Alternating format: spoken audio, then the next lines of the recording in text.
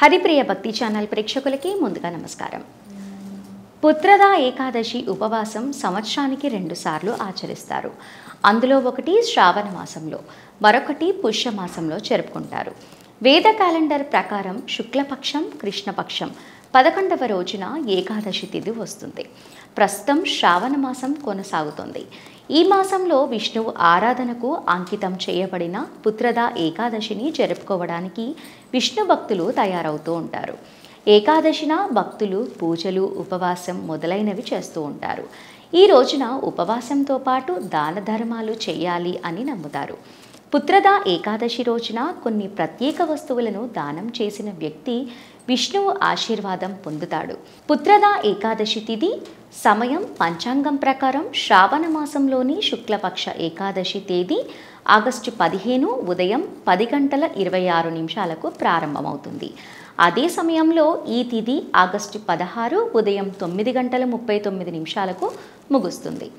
ఉదయం తిథి ప్రకారం శ్రావణ పుత్రదా ఏకాదశి వ్రతం ఆగస్టు 16వ తేదీన జరుపుకుంటారు. పుత్రదా ఏకాదశి రోజున ఆహారం వితరణ చేయటం వలన మనిషి జీవితంలో ఎదురయ్యే సమస్యలు అన్నీ కూడా తొలగిపోతాయి. ఆనందం, అదృష్టం పెరుగుతాయి. పసుపు దానం. జ్యోతిష శాస్త్రంలో పసుపును పవిత్రమైనదిగా పరిగణిస్తారు. పసుపును శ్రేయస్సుకు చిహ్నంగా భావిస్తారు. శ్రావణ పుత్రదా ఏకాదశి రోజున పసుపును దానం చేయటం వల్ల గ్రహ దోషాలు తొలగిపోతాయి. తులసి మొక్క దానం. శ్రావణపుత్ర ఏకాదశి రోజున తులసి మొక్కను దానం చేయటం చాలా పవిత్రమైనదిగా భావిస్తారు. ఇలా చేయటం వల్ల ఆర్థిక లాభాలు అందుకుంటారు. జీవితంలో ఎప్పుడూ ఆర్థిక సంక్షోభాన్ని ఎదుర్కోవాల్సిన అవసరం ఉండదు అని విశ్వాసం. బట్టలు దానం. పుత్రదా ఏకాదశి రోజున వస్త్రదానం కూడా చేస్తారు.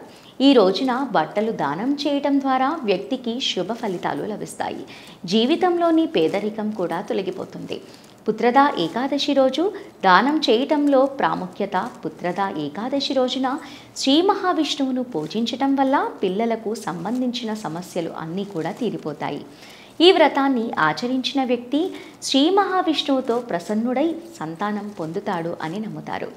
ఈ ఏకాదశి రోజున ఉపవాసం చేయటం వలన సంతానం లేని దంపతులకు సంతానం కలుగుతుందని, పిల్లలు ఆరోగ్యకరంగా, సంతోషకరంగా ఉంటారు అని నమ్మకం. పుత్రదా ఏకాదశి రోజున ఈ వ్రతాన్ని ఆచరించడం వల్ల మనిషి పాపాలన్నీ నశించి మోక్ష ప్రాప్తి కలుగుతుంది అని విశ్వాసం.